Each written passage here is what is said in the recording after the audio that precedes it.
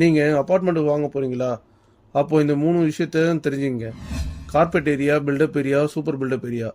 Carpet ஏரியானா என்னென்னா, பெயர்லேயே கார்பெட்டும் வந்துருச்சு.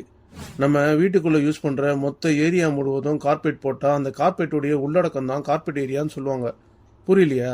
நம்ம வீட்டுக்குள்ளே பயன்படுத்தப்படுற ஒவ்வொரு ஏரியா, உதாரணம் hall, living area, kitchen, toilet, இதெல்லாம் சேர்ந்தது தான் கார்பெட் ஏரியா. இதில் இன்டர்னல் வால் திக்னஸும் எக்ஸ்டர்னல் வால் திக்னஸும் மற்றும் காமன் ஏரியா இதெல்லாம் கார்பெட் ஏரியாவில் வராது. பில்டப் ஏரியா இதுவும் கார்பெட் ஏரியா போல தான்.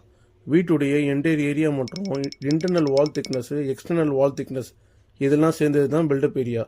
இதுக்கு ஃபார்முலா என்னன்னா, carpet area plus area covered by walls equal to built up area. Super built up area வீட்டுக்குள்ளே யூஸ் பண்ணுற entire area plus internal wall thickness மற்றும் எக்ஸ்டர்னல் வால் திக்னஸ், அது மட்டும் இல்லாமல் காமன் ஏரியா இதெல்லாம் சேர்ந்தது தான் சூப்பர் பில்டப் ஏரியா. இதுக்கு ஃபார்முலா இருக்குது. என்னன்னு பார்த்தீங்கன்னா, built up area plus proportionate share of common area equal to super built up area.